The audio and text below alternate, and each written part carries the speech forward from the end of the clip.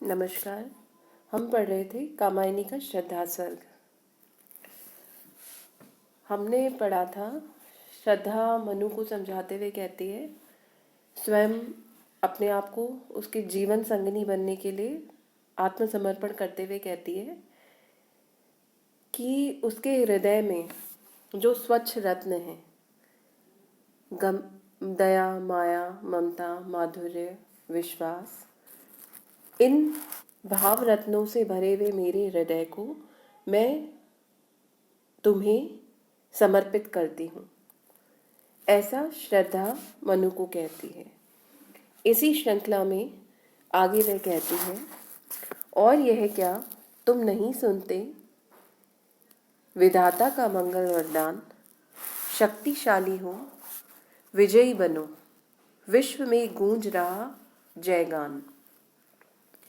वह कहती है मनु को संबोधित करते हुए कि क्या तुमने इस सृष्टि की रचना करने वाले विधाता के इस वरदान को, उस कल्याणकारी वरदान को नहीं सुना, जिसमें उन्होंने मनुष्य से कहा है कि शक्तिशाली होकर सर्वदा विजय को प्राप्त करो।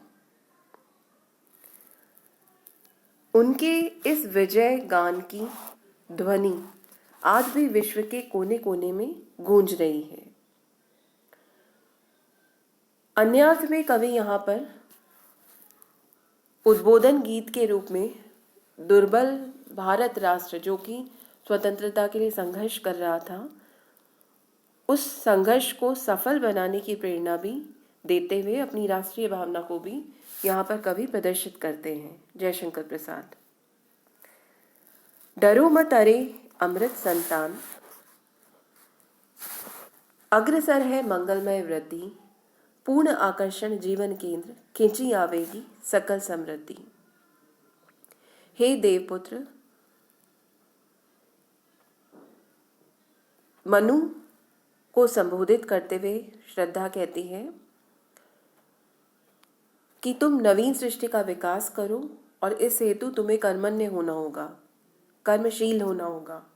वो कहती है, हे देवपुत्र, तुम इस नवीन सृष्टि का विकास करने के लिए तैयार हो जाओ।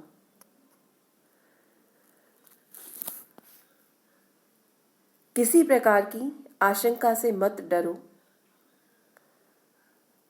क्योंकि स्वयं मंगलमय वृद्धि जो है तुम्हारे समक्ष उपस्थित है। डरो मत अरे अमृत संतान, अग्रसर है मंगलमय वृद्धि।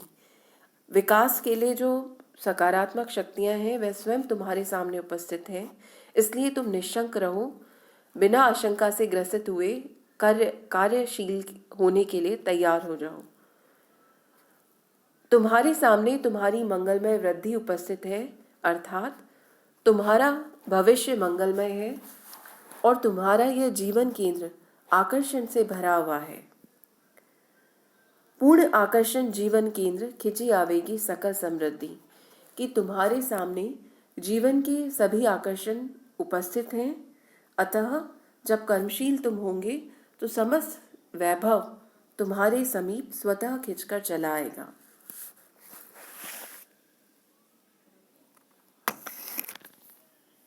प्रसाद के सभी नारी पात्र शक्ति और चेतना के साक्षात अवतार हैं। श्रद्धा की वाणी का तेज और चैतन्य स्कंद गुप्त नाटक की कमला की वाणी के समान ही है। जब वह कहती है, कौन कहता है तुम अकेले हो, समग्र संसार तुम्हारे साथ है, स्वानुभूति को जागृत करो। यदि भविष्य से डरते हो कि तुम्हारा पतन ही समीप है, तो तुम उस अनिवार्य स्रोत से लड़ जाओ।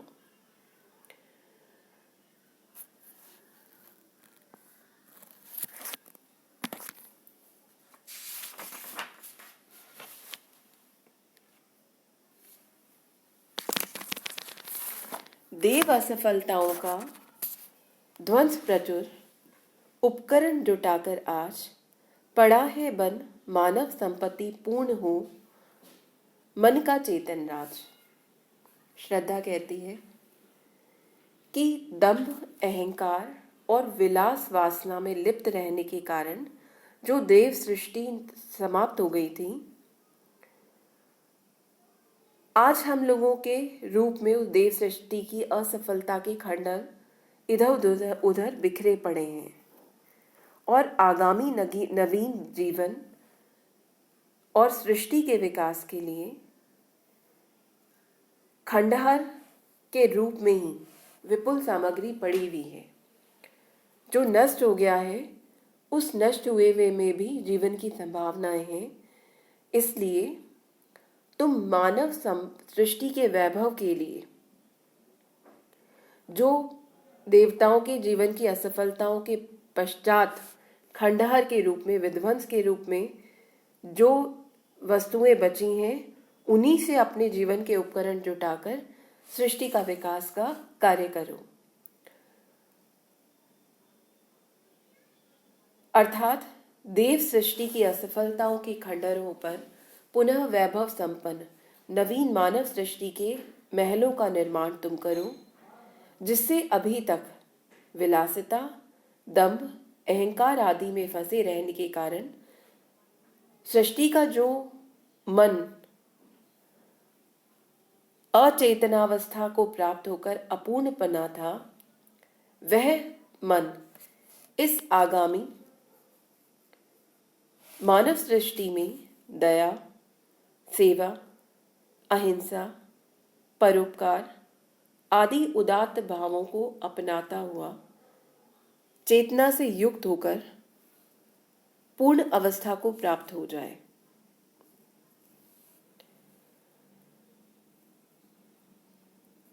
कवि श्रद्धा के मुख से दो बातों का स्पष्टीकरण करते हैं। पहला, आगामी मानव सृष्टि का निर्माण देव सृष्टि के अवशिष्ट श्रद्धा, मनु आदि प्राणियों के द्वारा ही होगा। दूसरा यह कि जब अब तक देव सृष्टि का मन विलास वासना में रंग रहने के कारण अचेतनावस्था के राज्य में पड़ा था, अब वह मन नवीन मानव सृष्टि का विकास होते ही चेतना के राज्य में पहुंचकर अपनी पूर्णता को प्राप्त करेगा।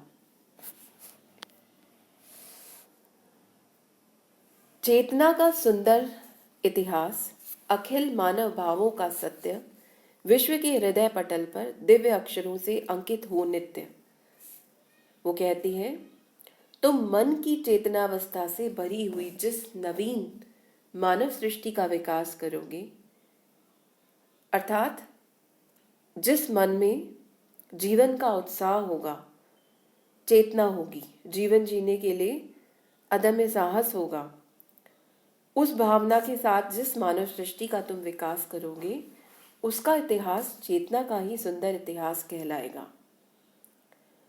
क्योंकि उसमें विश्व भर के मानव समुदाय के हृदय में रहने वाले भावों का सत्य अंतर्निहित होगा। अतः मैं चाहती हूं कि चेतना का इतिहास विश्व के इतिहास,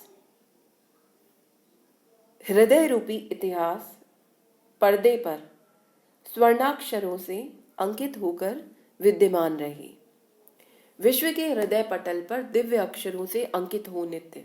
वह कहती है, मैं ये चाहती हूं कि चेतना का यह इतिहास विश्व के हृदय के रूपी पर्दे पर स्वर्ण अक्षरों में अंकित होकर सर्वदा विद्यमान रहे। यहाँ पर चेतना का सुंदर इतिहास दिव्य अक्षरों में हो नित्य से श्रद्धा कामना प्रकट करती है कि देव सृष्टि का इतिहास तो अहंकार, दंभ आदि से भरा होने के कारण अचेतना का सुंदर इतिहास था, अतः वह दिव्य अक्षरों से अंकित होने योग्य ना था। परंतु मानव सृष्टि का इतिहास अखिल मानव भावों के सत्य को लेकर लिखा जाएगा। दया, सेवा, परोपकार, कर्मण्यता आदि से परिपूर्ण होने के कारण वह चेतना का सुंदर इतिहास होगा। अतः यह दिव्य अक्षरों से अंकित रहना चाहिए। विश्व के हृदय में उपादान लक्षणा का अलंकार है तथा हृदय पटल में रूपक अलंकार है।